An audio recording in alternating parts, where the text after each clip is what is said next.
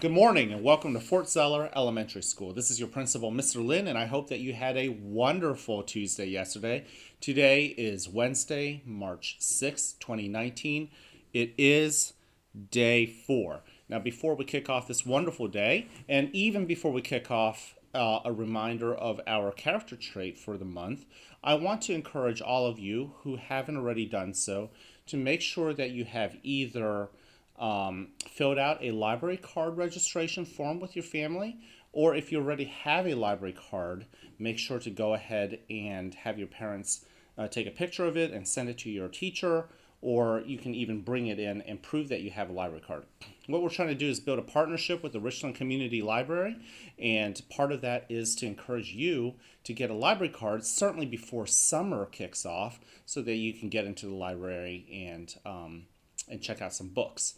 So, anyways, that's our plug. A lot of you guys probably heard the robocall that went out to all of the homes yesterday evening. Talking about two things. Number one, it's the library card drive that I just described, as well as our race for education. Hopefully, you guys have taken the packets and you guys are underway with raising money for our PTO, the parent teacher organization, so that they can continue to support the great experiences we're trying to create for you. Now, speaking of experiences, we have to make sure that our foundations are right. And part of that foundation is making sure that we develop our character trait. And all through the month of March, we are focusing on the character trait of honesty. That is the important responsibility of telling the truth. And I should say, even when the truth might make you not look that great. Okay? So, sometimes the truth means you have to fess up and tell the story that you have made a mistake, or you've made an error, or even a poor judgment. Okay, so think about what honesty looks like in your life, what it means, certainly what it means among your friends, and most importantly, what does it look like when nobody else is looking.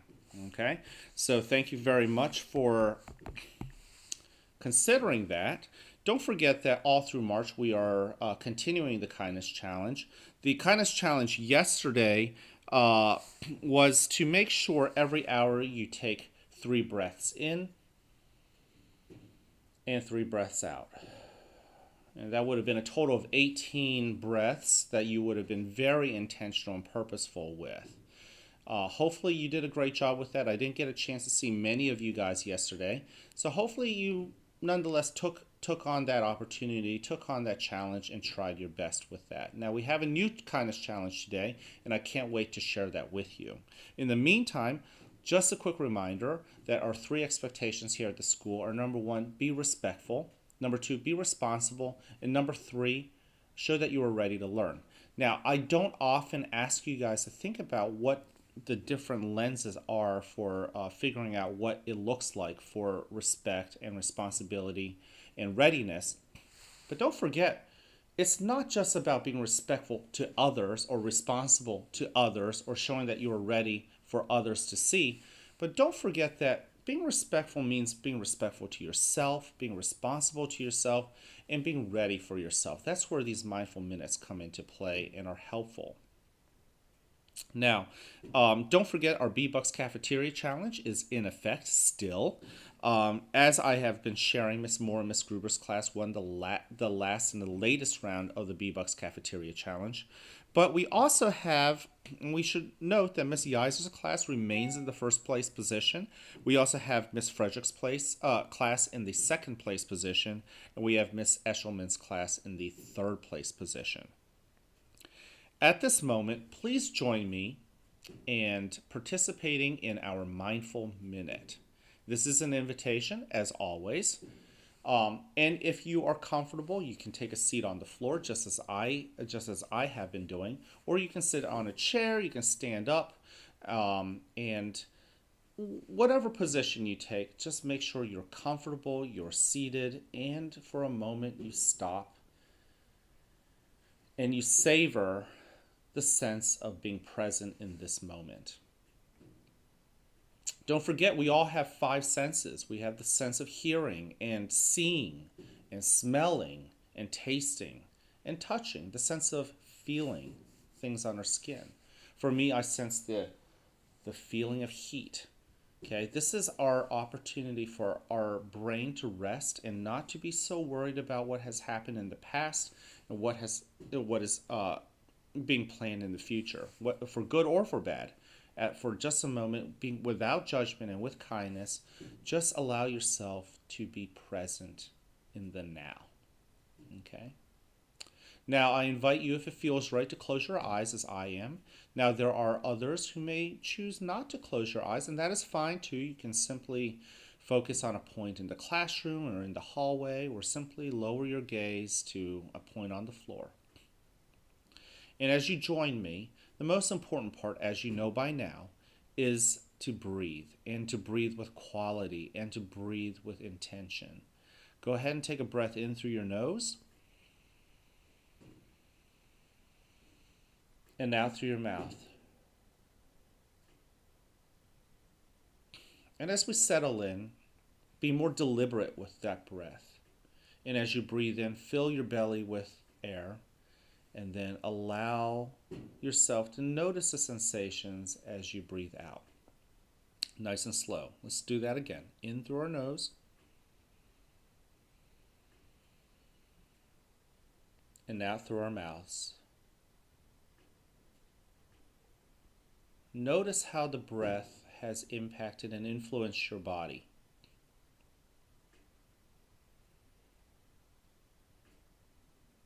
And focus your mind to the anchor of your breathing, and allow your body to be moved and to be present in this place, using all five senses to notice where you are. To notice the various parts of your body, the aches and pains. Allow them to be, sit with those feelings and sensations. Try to understand where they're coming from. Don't attach blame or any sort of wild emotions. Simply study them. Allow those sensations to tell you what they're trying to tell you. And allow yourself to move on. Some of you have begun using the starfish breathing, or the flower and the candle, or simply the counting of your breaths. Great job. Anchor your thoughts on your breath, and then expand your thoughts and your awareness to your very being in this place, to enhance reality, to really soak it in, not to be caught in the past or the future, but really savoring the blessings of being here, now, and alive. I'm going to give you a few seconds to practice this on your own.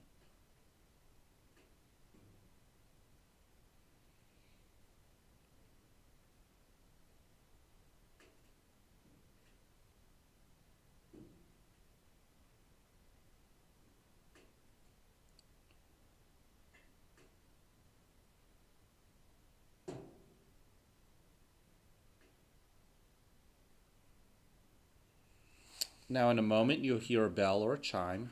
Listen to it as it gets quieter and quieter. And when you can't hear it anymore, you may simply open your eyes and take in the world, this wonderful world around you.